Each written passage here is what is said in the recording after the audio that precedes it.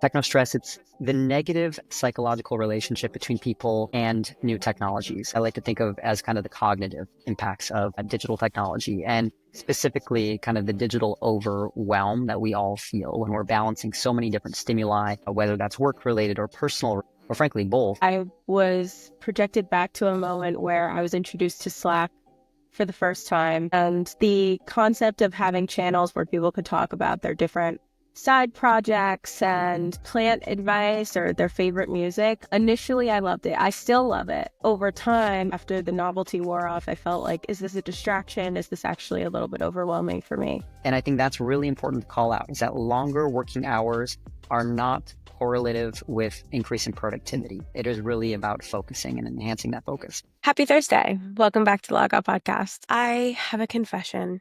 I'm a recovering workaholic, and not in a ambitious way or a positive way, but in a deeply destructive way.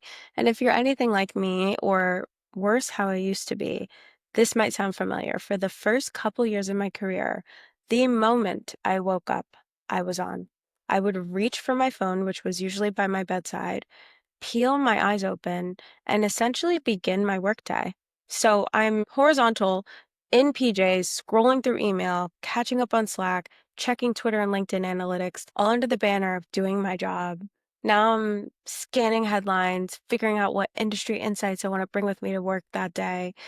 It felt efficient, like I was getting ahead of the day, but this was happening before I brushed my teeth, like before I drank water. So no, it wasn't efficient and it wasn't balanced. And a certain day came along where I just said no more. I'm pretty different now. My morning routine is mostly screenless. I try to get the good stuff in, like meditation, working out, walking my dog, before the impending scrolling begins now. And then I'm not, much different from anyone else. I still have a ways to go with digital hygiene throughout my day and at work. But the mornings itself made a profound difference in the way my brain works. And that shift didn't happen just because I suddenly developed better discipline. It happened because I started paying attention to how I felt. And once I did, I noticed the mental clutter, the background anxiety, the constant self-induced pressure to respond, perform, and keep up, like basically all hours of my waking day. It wasn't working. So I've been kind of exploring getting better and better at that. And granted, I've only really known office and work from home life, but I'm sure other jobs have similar challenges. So today I wanted to bring on a guest who understands this perfectly. He's a digital wellness advocate, like many of my guests that I bring on, but his focus is specifically on the workplace. Tyler Rice is the founder of the Digital Wellness Institute, a public speaker, and the author of the new book, Tactical Disconnection: The Secret to Health, Happiness, and Productivity in an Always-On World. His work is at the intersection of behavioral science, workplace culture, and the modern attention economy. We will talk about the psychology of techno stress, but you haven't heard that one before, the invisible costs of being always on, and why digital flourishing, not digital detoxing, might just be the new North Star for productivity. He explains the business case for championing digital wellness at work. This episode isn't about throwing your phone in a lake. It's about designing a digital life, especially at work, that doesn't quietly chip away or focus your energy or your sense of self. So if you're leading a company, building a startup, or just holding it together behind 37 open tabs like me, this is a great one. Let's meet Tyler.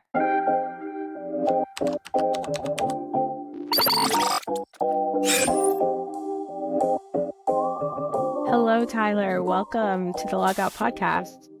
Oh, thank you so much for having me. It's a pleasure to meet you. I'm so happy to have you here. You are tackling a topic that I feel like we all struggle with, but no one seems to have really any answers for, any actual framework to deal with it. And you're quite a trailblazer in this space, so I'm really excited to pick your brain. So first and foremost, I just want to understand, who is Tyler Rice, why digital wellness, and what's the journey that led you here? Yeah, well, big questions. Let's see. So I am a digital wellness innovator, educator, and technologist. My focus and background is, and has always really been, on the impact of technology on the human experience. So much of our experience as either employees or parents or students has been drastically upended by technology. While some may look at that with a negative mindset, I tend to look at that and see, what are the benefits? Where can we, derive all the positive aspects of this, while also holding in reality the aspects that are in fact negative, right? Mm-hmm. And the whole idea and the whole concept that I'm trying to bring to the employee experience is this notion of digital flourishing, digital balance. How can we maximize all of these incredible benefits of technology while also learning to recognize and mitigate the affiliated harms? And I believe that the most productive, the happiest, healthiest people in the future are going to be those that can reach that balance, that can have that optimal state, that state of digital flourishing. And that is who I am and what my interest is. Was there ever an alarm moment for you that said, I can see a problem, I can see that a solution's needed, let me tackle it? Or was it just a slow kind of roll into that? No, I think for me in undergrad, I studied political science. And so for me, the alert really actually came from the broadening kind of sense of disinformation, the lack Mm. of the breakdown in communities, the breakdown in trust within communities and across diverse populations, and the growing sense of, I think, isolation and isolationist policies from a governmental perspective. Not me and my political scientist hat, but when you drill down and you think about the impacts on a micro level and the impacts that that has not only on us as individuals, but certainly our communities and yes, our businesses, the same impacts persist and they're not good. They're not healthy drivers for a flourishing life nor a flourishing business. And so for me, what I'm really focused on is the economic impact of a lack of digital balance, a lack of digital well-being within our personal lives that, again, on a macro level, organizational level, really leads to downstream costs and inefficiencies. So some of those costs and impacts, I assume I've heard you mention the term techno stress in the past. Now, that's a pretty new term for me, but I'm pretty sure I am techno stressed myself. So I just love to hear your definition of that and how that sort of relates to everything that you're working on right now. Yeah. So defined, techno stress, it's the negative psychological relationship between people and new technologies. And so if you think about this kind of like ergonomics, right? Ergonomics is really defined as kind of the study of humans and the physical interactions that they have with technology. And again, the physical impacts of that technology. So if you are sitting for long periods of time, or if you're scrunched over a phone like this, right? Or the physical ramifications of that. Techno stress, I like to think of as kind of the cognitive impacts of digital technology and specifically kind of the digital overwhelm that we all feel when we're balancing so many different stimuli, whether that's work related or personal related, or frankly, both. And again, the cognitive overload or impacts that that has, which results in a new form of stress and this kind of constant feeling of being always on. We feel, our parasympathetic nervous system always activated, this constant state of fight or flight as soon as we wake up in the morning, right? And pretty much Mhm. until we go to sleep. So that is how I like to think and how I think it is technically defined when we're thinking about techno stress. Yeah, digital overwhelm is like the perfect word to describe it for me. And I think I had an alarm moment at some point where I said, I have things in life that maybe cause some stress, but I could see that the devices in my life were a major cause. And so I wonder, how long it actually took me to realize. Do you think that a lot of people are struggling with techno stress without even realizing it? I do. Though I don't think people don't recognize it. I think they do recognize it. I just don't think that they have a name they don't have the verbiage to name it. And so I like to often Mm. think about mental health and the notion of mental health and how it progressed over the past 120 some odd years to now a term that is commonplace. If I were to ask you how your mental health was, and the year was 1958, right? What would you say? You'd probably have no conception, no idea, no framework from which to answer. I think the same Hmm. actually holds true up until the 80s and frankly into the 90s. It wasn't until 2001 that the World Health Organization actually dedicated one of their first issues to mental health. And so what we've really seen is this groundswell, this movement, broadening understanding of mental health and the impacts of mental health over the past 24 years, 25 years. And I think digital wellness is along a similar trajectory. I think, from my own personal experience in the places I've had the pleasure of speaking, been at conferences in Saudi Arabia, in Lake Como, Italy, in Canada, here in the United States. And at these conferences, I often like to ask, how digitally well are you? Or how digitally well are your employees? And the answers I get are pretty funny. And, I remember one gentleman, he thought very pensively and he looks back at me and he says, I'm actually very digitally well. I said, that's amazing. Tell me how. He said, well, I just changed from a paper filing management system to a Google Drive. So I am feeling like super digitally well. And while it's funny, but in reality, it's not wrong. I mean, that is an aspect of digital wellness, right? If we're more productive, if we've got a great digital environment, that's awesome. That's exceptional. But what I'm trying to say is, I think we all struggle with the negative impacts associated with a lack of digital wellness, but we just don't yet have that framework or that verbiage to name it. And so while we all recognize it, we don't yet know how to address it or how to associate that in our minds. I'm definitely curious about the generational differences of digital wellness as well. Do you think it's easier for like Gen X or millennials to recognize techno stress as opposed to maybe a Gen Z or even Gen Alpha? Yeah, I'm curious if the younger folk would be more attuned to the stress that they're feeling because mental health has been a lot more of a conversation in their lives, or a little bit less because they're so used to having that technology around them all the time. So surprisingly, and we have the data to support this, I go to companies or we go to organizations and we help measure and assess their levels of digital balance, right? So the digital culture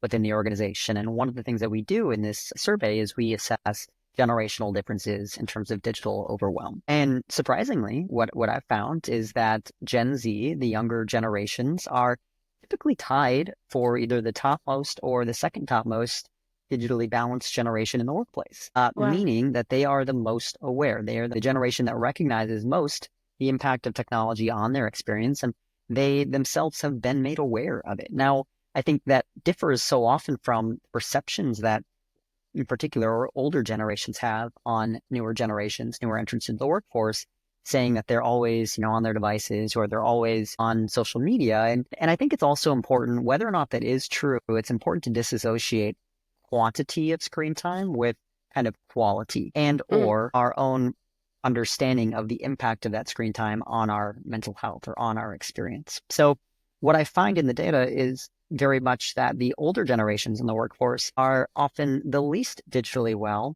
in part, I think, because of their lack of recognition around the topic, right? Right now, we see in high schools and in colleges across the United States and much of the world, broad conversation around the impacts of technology on the Mm. student experience. And as those students transition into the workforce, they are going to be that much more aware, that much more prepared, I think, to manage the stressors that come with life and work in this always on state. That is definitely interesting. I would have thought the opposite. So that's great to hear. It's encouraging. So you went on to found the Digital Wellness Institute. I want to know all about the mission. And then also, what does that look like in practice when you're helping these companies optimize their workforces for digital wellness? What Yeah. kinds of conversations are you having? We're having amazing conversations and ones that are, again, it's so cool for me to be at this table with leaders in HR or even in the C-suite and be able to, I think, speak to a lot of the challenges that they are all facing, yet challenges that they have not found a solution for. And by challenges, we're really talking about the increasing rate of organizational levels of burnout. We're talking about attrition, so people leaving the organization. We're also talking about the increasing rates of and prevalence of mental health, whether that's ADHD or whether that's depression or anxieties, especially for those self-insured employers. Those are real costs that they are footing the bill for. So back to the beginning of your question, the Digital Wellness Institute, we founded it. It has really become the world's leading research, education, and training organization that is focused specifically on this topic of digital wellness. And our mission, in part, is to really incorporate digital wellness into the existing frameworks of employee well-being. So if you think about, your first job out of college or out of school, and you think about the employee wellness benefits that were provided to you as an employee, so often there are mental health initiatives, thankfully, right? So often there Mm-hmm. are financial health and financial wellness initiatives. We are advocating for the inclusion of digital wellness initiatives, especially for those organizations that are either entirely hybrid, entirely remote. But regardless of that, any organization that has knowledge workers needs to care about digital well-being because digital culture, it really is the organizational culture, especially for those workers that are communicating and working entirely behind a screen. So that is what we're doing. That is our mission. And the impact that we're seeing is again one that's profound. We're seeing organizations that are asking their employees about this topic. They're getting overwhelming amounts of feedback, largely positive in the sense that employees are so thankful that their companies are asking them about this issue. Mm, They all are so thankful and appreciative that this is something that is being accounted for, this is being measured, this is being acted upon. Because again, in the last 4 years, I think since in particular the pandemic, everybody feels this. Every worker feels this or has felt this at one point. But to be asked about it and to be a part of the solution is something that employees are rewarding their employers for. And we're seeing that time and time again. that's awesome. I'm definitely curious about the incentive companies have to look for a solution like this. Is this something that they're realizing is an issue and finding organizations like the Digital Wellness Institute? How are they making the case to invest time and resources into something like that if it's not, immediately obvious to them? Yeah, this is the billion-dollar question, I think, for anybody in this employee wellness space, because we're all making an argument about the benefits that can be derived from certain interventions, right? What I think is important to bring to the table when it comes to like specifically digital wellness initiatives in the workplace is the lack of efficacy or effectiveness of existing well-being programs. And I saw this from Yeah. my own personal experience when I worked in healthcare technology consulting right after college. And so the year was about 2016, 2017. And we had the opportunity to really diagnose an organization's level of um, mental health and behavioral health. That we analyzed their claims data and we ran that through a predictive claims analytics engine. And we essentially mapped out what the number one cost was going to be for those clients over the next 10 years. And a resounding 99.9% of the time, the number one cost was predicted to be employee mental health. So the second part Mm, of our job then was to say, okay, what can we do? What sort of initiatives can we introduce into your well-being services to address that issue, to bring it down, to mitigate it, and the risk that you are going to face if it is left unaddressed? And those initiatives, while nice to haves, I felt really missed the aspect of what was causing this work-related dissatisfaction and this burgeoning increase in mental health.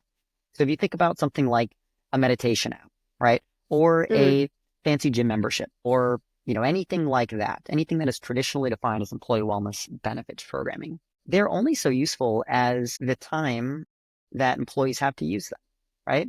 And I think so often we feel that time is our most scarce commodity.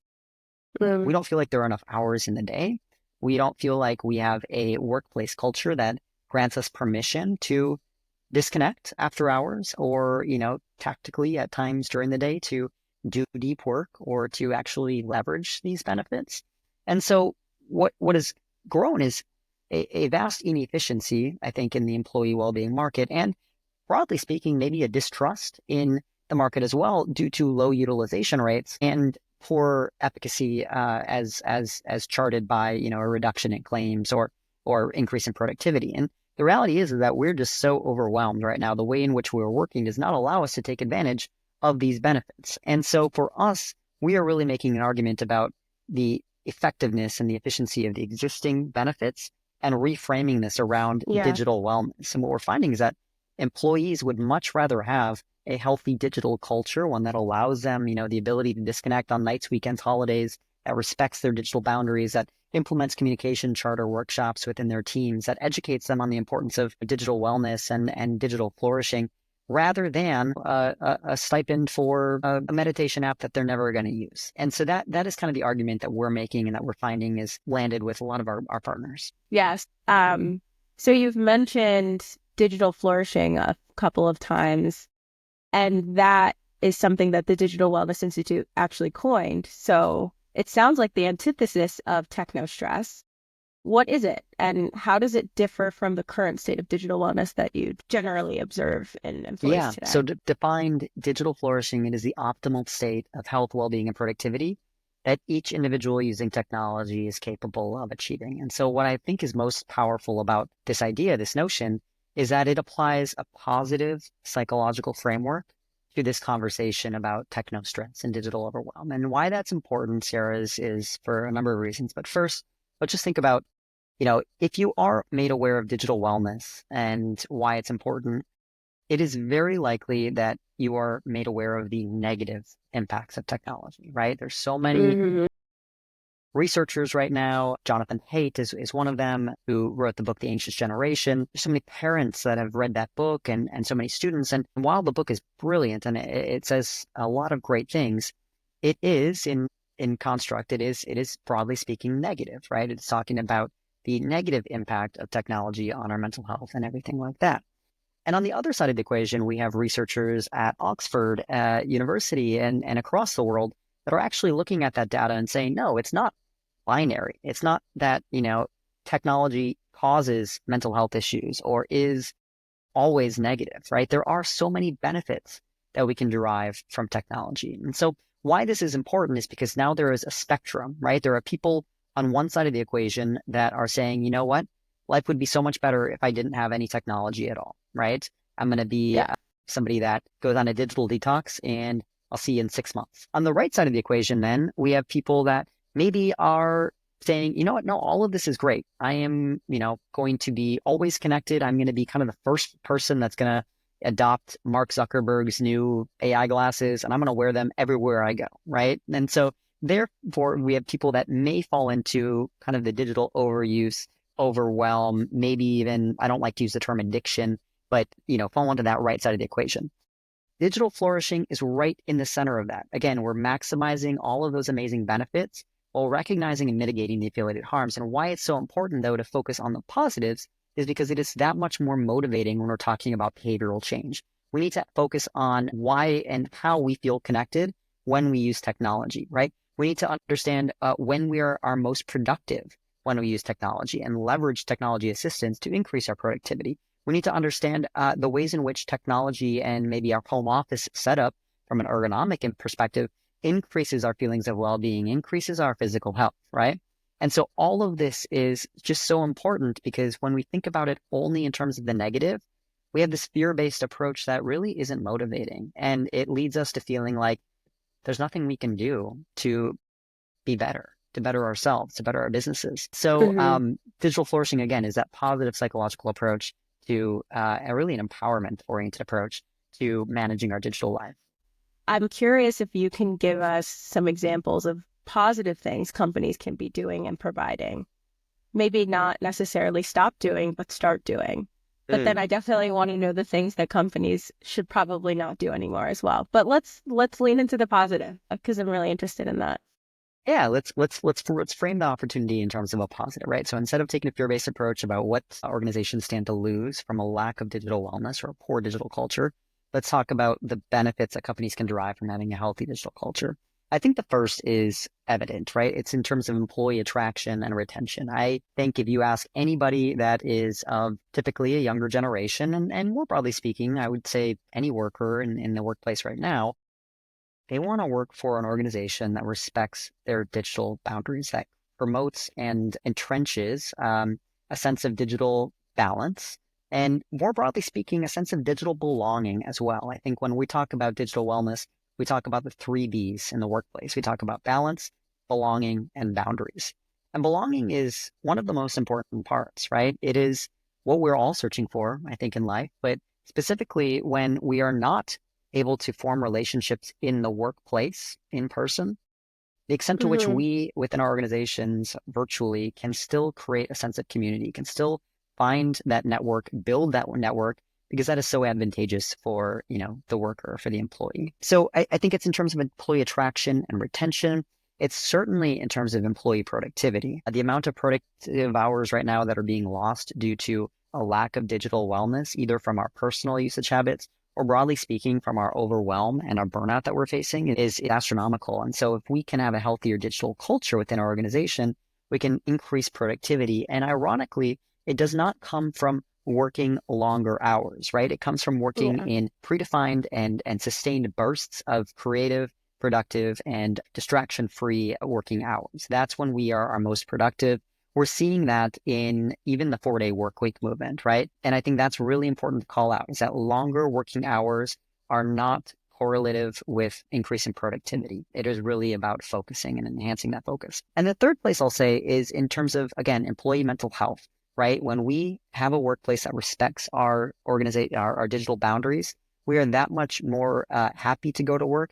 We're that much more focused when we are at work. And when we have healthier digital practices for our own digital lives as well, we're able to push away some of those things that might be distracting us, might be impeding on our own mental health. If you think about even the boundaries that we have before we go to bed and first thing when we wake up, if we were to replace 30 minutes of scrolling before bed, or again, waking up and looking at our email or our social media the first thing we wake up, we can actually prolong some of the states of comfort that we have when we are sleeping and when we're waking up, and really evade that persistent feeling of that fight or flight response the moment that we wake up and the activation of our parasympathetic nervous system. And that's really important in the long run from a mental health perspective and a productivity standpoint. So in conclusion, it really is about attraction, a reduction in attrition. It's about productivity, and it's about mental health as well. When you mentioned belonging, I was projected back to a moment where I was introduced to Slack for the first time, the messaging app, for those who don't know. And the concept of having channels where people could talk about their different side projects and plant advice or their favorite music, I loved it. Initially, I loved it. I still love it. It did over time, I would say 2 years after the novelty wore off, I felt like, is this a distraction? Is this actually a little bit overwhelming for me? But there was that initial feeling of, I really love this because I'm getting to know my coworkers remotely, but effectively. And I'm not feeling like I'm taking up meeting times. And, even during the pandemic, you couldn't really go to happy hour. You couldn't really go to lunch. So I really loved it for that. I'm curious what your thoughts are on that and how workplaces that are using tools like Slack or Teams can get that, that benefit, but still keep the balance. It's a great example. I think that's an excellent example. One of the other things that I'm seeing is that organizations that are really intentional about creating mentorship experiences or connections that do not pertain to work, and you're connecting Siara with Tyler in a virtual setting to talk about mutual interests just for the sake of forming that connection is really important. Because if you think about what we did back in the office is we would go on walk and talks, right? We would go for a coffee, things that really didn't have to do with work, but more about our shared experiences, maybe a working committee, a working group, something like that. And it wasn't just focused on work. So I really love the example that you just shared about Slack. I think Slack can be an excellent modality for that. There are some cool and interesting platforms that we're seeing right now that are add-ons to Slack that are designed to exactly do what you just mentioned, and it's connect people with mutual interests to talk about those shared interests, because it's such an important part of having that sense of belonging in the workplace. So I want to switch gears a little bit and get into what companies, what they're creating culture-wise, maybe some do's and some don'ts, some tactical things that companies can do to help make it better. Sure. Well, aptly termed, as I'm writing right now, a book called Tactical Disconnection. And so the whole notion of it is that by introducing kind of tactical breaks, strategic breaks away from our screens, we have both a personal and an organizational opportunity for benefit. And so I often talk about a top-down and a bottom-up approach. Now, the top-down refers to steps that organizations can take, as you just asked and referenced. The bottom-up refers to steps that we as individuals, regardless of our organization's level of buy-in, can take, again, to reach that level of digital balance, digital flourishing. And so from a top-down perspective, organizational perspective, we're seeing a lot of great things right now from organizations that we've actually recognized as certified digitally balanced workplaces. And this is a new certification we've created in partnership with Fast Company. It's similar to kind of the Great Places to Work program, although this one is something that's specifically on the employee experience and the digital culture. And so what we do is we measure companies based off of their level of employee engagement and understand what are those markers and what are those things that companies are doing to create a healthy digital culture. We're finding a couple things. The first is that they're creating a permission culture. They, from the top down, are talking about the importance of digital balance within their own lives. So whether that is the C-suite, whether that is somebody within HR, they are broadly speaking talking about this issue and they're bringing awareness to it. In some cases, they're holding workshops, they're holding keynotes, they're holding virtual trainings. In other ones, they are actually making digital wellness a part of the employee onboarding experience. So when you're taking trainings related to, fraud, waste, and abuse or inclusion in the workplace, many organizations are introducing aspects of digital wellness into those trainings as well. The second thing that those companies are doing is that they are creating communication norms within the workplace. And what some are choosing to do is create communication charter workshops. And what that is really an organic and grassroots approach to creating norms within the company around when it is appropriate to communicate and frankly, on what platforms it is most efficient to communicate on. That is really important because today the average worker has about 4 or 5 different platforms that they're managing. Some of the companies we work with say that, an employee has to manage Slack and email and Teams and text messages and something else all at the same time. And so for them to be able to peel back the layers and work organically as a team from a grassroots perspective and say, okay, for this topic, we're going to use this platform. Or after hours, right? If something is urgent, I'm going to call you rather than expect you to be monitoring your email. Just bringing that into the topic conversation goes such a long ways. And I would say the last thing that the companies are doing is that they are actually introducing an element of technology or software into this experience to create positive nudges. So there's a platform that we partner with called Produce. And one of the things that platform does really well is it actually assesses the level of digital overload within the employee's day. It maps back all of their screen time and shows them how much time that they are spending on Slack, on Teams, on email, in PowerPoint, what have you. And it actually references then their stated goals and intentions for the day and how much time they actually had to do or had dedicated to fulfilling those goals. And it's important because it sparks a really meaningful conversation for team members to say, hey, I don't have enough time in the day. And it's not because I lack the number of work hours. It's truly because my time and my energy and my attention is so diverted across all of these platforms. I just didn't have time to do it. But it also introduces elements of micro challenges and actually encourages and gamifies digital wellness in a way that is pretty cool and actually builds skills and behaviors over time. So you talk about taking steps away from technology and having no meeting days. You also mentioned the 4-day work week. What's your opinion about all of these new types of norms that are being introduced to workplaces? I've heard of the 4-day work week a lot. And then also I've heard a lot of companies making rules, pretty strict rules around meetings and when we shouldn't have meetings. Should you have a meeting with only 2 people? Should the meetings be cut to a certain duration? So I'm definitely curious. Yeah, so there's so many great ideas there. I think they're all getting at the notion of increasing efficiencies in the workplace culture, and we recognize the need to do so.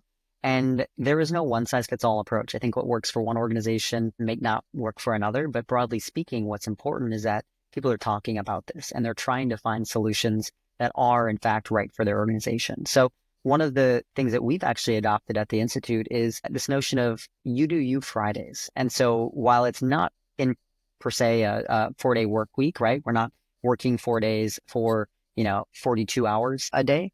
We're actually just saying, okay, on Fridays, we have an internal policy that there can be no internal messages shared between team members. And it is a day that is specifically carved out for deep work and anything that we just did not get to during the start of the week that we need to get done to end the week on a high note and or prepare for the next week. And I think what's really important about that you do you day is that it is a day where employees are encouraged and actually mandated to disconnect. So there's no being on Slack. There's no, again, knowing when employees or what employees are doing. It's a trust system. And really it's one where employees are encouraged to do whatever they need to that day. If they need a mental health day, take the day, right? But it's all geared towards increasing efficiency and productivity through mitigating burnout in our own organization. And I think more organizations can take notes of that. And whether it's a day or whether it's an hour or blocks of time throughout the week, whatever it may be, it's really important. And I think there's no one size fits all approach, but having that time, carving out that time, creating that permission culture, however they choose to do so is in fact the end goal. Burnout. You just mentioned burnout, and everyone's talking about it. It doesn't seem like there's a wonderful solution for it that's actually sustainable. I think it's finally starting to become more popular for people to say, if you are burnt out and you go on vacation, you come back, you're going to come back and you're still going to be burnt out. So, what would the Digital Wellness Institute say about actually tackling burnout in a sustainable way and maybe getting away from these more dramatic full digital detoxes or full vacations that are really not solving the problem at its core?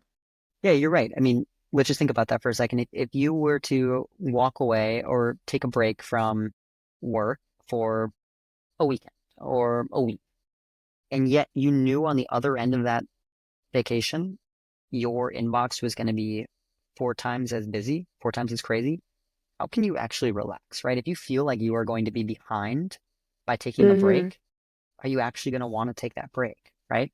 And what we're talking about here is kind of this treadmill where we're always like the faster we are running, the faster the treadmill goes. And even a thought about stepping away from that treadmill induces so much anxiety because we know that there's just no way that we're going to be able to recover on the other end. So of course, right, that kind of a detox or that stepping away is not truly going to be effective unless we have an organizational culture that permits and creates that permission, that ability to kind of orient into the work week following our vacation, following our time off. And more than that, a culture that creates substantive norms that actually prevents the issue from happening in the first place, whereby I don't need to take a week away from work because I'm just so burnt out. If our workplace actually creates a culture of balance, there should be no burnout in the first place, right? And there should be Mm-hmm. no fear then that coming back from that time away is going to increase our levels of anxiety, increase the work that we have to do. And so it is really something about looking at it and reframing the conversation and not looking at that detox or that vacation as the solution, but actually looking at the organizational culture and the norms and the habits and everything else that leads to that person feeling so burnt out and so overwhelmed that actually needs to be addressed and that actually needs to be solutioned for. So less of a temporary band-aid and more of really getting to the root of the issue. Um, what are your thoughts about receiving calls, emails, Slack messages, or other communication when employees are on PTO? Or, if it's not PTO, just scheduled time off? I think generally speaking, it's not something to strive for and it should be mitigated. I think teams and individuals within those teams should actively work with their team members or their clients in the time leading up to their PTO to actually devise a communication strategy, just to recognize the fact that, hey, in 2 weeks, I am going to be on vacation. This is what would qualify as urgent and important. And if you need to get a hold of me, right, here is my preferred channel, whether that's text or whether that's a phone call or what have you. And then actually explaining then back to the client and the team members what that anticipated response time will be when you're on vacation. Now, Mm-hmm. ideally, right, you communicate with your team members and say, hey, unless the house is burning, right, I am on break. And, instead of reaching out to me, reach out to James or, whomever it is, right? Appoint somebody else that can cover for you in your absence and truly make it clear that you are on break. I see so often this, I call it kind of this tech machoism or this notion of like king of the hill, right? Where whoever is deemed to be the most responsive is often seen as the most productive or the hardest worker or the most accountable. And I think we Yeah. need to peel back the layers on that and actually say that that's not the case. And we should not be rewarding behavior when employees are saying, no, I do have a break next week, but it's okay. I'll be checking my email. So often that is rewarded in workplace culture, but I think it's very pervasive and it's negative. And so for us to be able to actually just call out and say, hey, no, I am going to be on break. And unless this is the exact scenario, I will not be responding to you. I think that's really important. Mm-hmm. And it's full circle because once workplaces start realizing how much more productive and how great for their bottom line digital wellness will be, they won't see that as such a positive. That they actually might say something like, "Hey, don't don't get involved. You're on vacation. Go have a good time." I've had managers like that who've said like, "Hey, you can disconnect," and I'm just so grateful. Do you think that there is an opportunity? I know you mentioned a couple of products. Do you think there's more opportunities for HR tech solutions to address techno stress and help employees digitally flourish? But yeah, it's a blue ocean.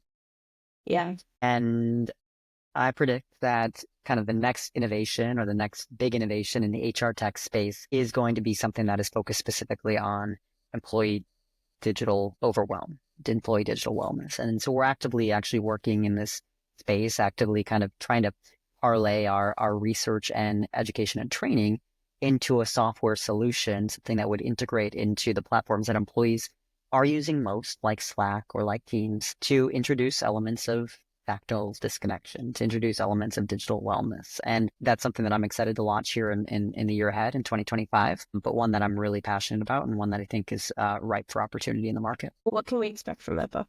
Yeah, you can expect a business and an economic argument as to why we need to start reframing the conversation in the workplace to see one of, again, tactical disconnection as a benefit rather than a detriment. So it really goes against and argues against the common kind of norms and archetypes in our workplace that values constant connectivity and this pervasive and toxic culture of being always on. And what we're showing and what I show in the book is the benefits to our health, our happiness, and our productivity from a personal perspective, and then ultimately the trickle up effects and the benefits to our organizations when we have healthier digital boundaries. And tactical disconnection then refers to just 4 sets of tactics, core concepts that we each, regardless of where we are at within the organization, can take to maintain and create healthier balance for ourselves and our workplace. So we've talked a lot about the top-down approach. I want to talk a little bit more about the bottom-up approach. I'm thinking of anyone from those who are not in a leadership position yet, who know that they need to set these digital boundaries, but they don't really know how. Maybe there's people in toxic work environments, unfortunately, that obviously happens. So those environments are hard to change. How can employees make sure that they don't burn out? How can they set those boundaries if they can't spread it throughout the team and the company, at least for themselves, or maybe, their micro team? Do you have advice for those folks? I do. And it's a hard position to be in. So I think I first want to say that, that's, I think something that you can sometimes feel powerless in those situations when your workplace or organizational culture is one that is maybe against your values or is leading you to feel that dreaded sense of overconnectivity. I think my first advice is to leverage any sort of employee sentiment surveys that are made available to you as a team member, anonymous, of course, to call out the pervasiveness of that culture or the impact that is having on your own experience, right? It's something that unless you can name it, right, organizations can't tame it. And so for employees to bring it to their attention of their leadership in a way that is anonymous and protects their own anonymity is really important. I think, too, if there is somebody that is trusted within, an HR position that they can talk to about this, again, if you can't name it, you can't tame it. So bringing it to their attention is also very important. But you also hit on the personal side of this equation, and that's really half of the battle. And I want to make that very clear. We can all, regardless of the way that our workplace and organizational cultures are, we can all strive for healthier digital balance and digital usage on our personal side as well. Now, the two are often associated. What I mean by that is the more burnt out we are at work, the more likely it is to flip through our phones and kind of mindlessly scroll for that quick hit of dopamine, because it's typically the fastest way for us to feel just a little bit better. And that's not wrong. That's not wrong unless it becomes something that is really cyclical and that we cannot kind of get ourselves out of. And so what I often like to say to anybody using technology is that, we need to educate ourselves on that optimal balance. We need to understand when we are getting the most out of technology and mitigate those affiliated harms, really create healthier balance and boundaries within our personal lives as well. So when we're at work, we are truly at work, right? And our phones are somewhere tucked away behind our screen or in a different room. And when we're at home, though, to the extent to which we're able to, we need to truly be at home, right? And so our mind needs to be disassociated, disconnected from work, unless it is, an extenuating circumstance or a special circumstance. For us to be able to download kind of apps and tools that help us stay on track, to help us stay focused, app blockers that set time limits for things that we might not want to spend our time on, but find ourselves spending a lot of our time and energy on, is something that we can all do. And also changing our environment, right? I think for us, when we go to sleep, again, one of the clearest things that we can all do is put our phone in a different room. I hear from so many people that just Mhm. say, I use my phone as my alarm clock. That's why it needs to be under my pillow. Well, if it's under a pillow, right, any buzz, any notification, we're going to be spending our time doing that rather than sleeping. And if you have a partner and you're in the same room together, the effects of just sitting and scrolling on your phone side by side over time is not awesome for a relationship. And so just putting those away, right? Putting them outside of your bedroom, in your kitchen, downstairs, wherever you can, just to have that semblance of balance, and those boundaries are really important too. So doom scrolling LinkedIn in the morning isn't a good idea, to be clear. Yeah, no, I mean, I would technically start your day with ideally away from screens entirely. Like have the first Yes. hour, have a plan, have kind of a routine, have your coffee, read the newspaper, right? Journal, read, make breakfast for your kids, like what have you. Know that everything is going to be there in like an hour. And it's not going to matter if you do it now or later, but it's only going to be better for your mental health and your productivity if you delay that. How do you personally unplug after a long day of work? Yeah, it's a good question. So it's been a challenge over the past year because my source of unplugging has been writing this book. And so I've been more connected digitally than I really have at any point in my life. And so for me, digital wellness has become all that more important. And again, I look at that and I remind myself that quantity does not equal quality. And so while I'm spending more time on screen than ever, I'm doing creative pursuits, right? I'm writing, I'm reading, I'm kind of feeding that part of my brain that loves that and is really invigorated by that. But at the same time, I recognize the importance of truly stepping away. And in doing so, right, regulating my kind of the dopamine feedback loop in my mind and regulating my own emotional state by just taking time away to go on a walk after work and creating that kind of that routine, right? When I go for a walk right after work, I know that I'm winding down. I'm leaving my phone at home. I'm texting my partner. I'm telling her that, hey, I'm not going to be reachable for the next 35, 45 minutes. Getting some element of physical activity. So whether that's a walk, whether that's going to the gym, going for a bike ride, what have you, really I found resets it resets my day and then allows me to refocus then and shift into that writing period that I do typically towards the end of the evening. 9 to midnight is when I like to write. The so having that routine, introducing physical activities and not bringing our devices with us is something that we can all. Then I'm curious if you have a personal set of rules around digital communication and your digital footprint. It seems you have a pretty healthy boundary around when the day ends and how you disconnect. But throughout the day, just as you are on the screen, you're being productive. How do you set those boundaries both with yourself and with others that you're working with? Yeah, so I think the first part about setting boundaries is actually mapping out your day, right? And so I talk about this in the book, and it's not groundbreaking by any means, but it's really just creating a roadmap of, hey, here are my tasks that I need to accomplish today. And I literally write down hour by hour, or sometimes 30 minutes by 30 minutes, how I'm going to spend my time to do that. And I actually am very, yeah, I incorporate breaks in that time. I incorporate time to, text my friends or manage my fantasy football team, different things like that that bring me joy. But I know that if I don't schedule it in preset blocks of time, I am likely or can spend too much time doing that, right? So I think Mhm. setting that goal, setting that roadmap for the day is something that's really important. And also communicating to my peers and my family members too. When I'm working, they know that I'm not going to be responsive, and that's okay, right? I often like to get back to them later in the evening, but if I don't, they know that, they can always call me and I'm gonna pick up. But I'm typically not the best text messenger. So that's one thing that people just know about me. But really it's about setting that roadmap, and it's really about staying attuned to that as well. And for me to be able to check off kind of every hour that I did exactly what I wanted is rewarding as well. And then you're also, you're in the public, you're a thought leader in this space. So you have to be on social media. So I'm curious what your relationship with social media is and how you keep that at bay. Yeah, it's tactical. Um, to use that term once again, really, truly, it really is. Again, when I think about my day, I'm very intentional about the hours or the amount of time that I'm spending specifically on business pursuits on LinkedIn or Instagram, which are the two platforms that I use most to really spread awareness, spread my message, etc. And so for me to be able to carve out time in the day that is dedicated particularly to that is really important.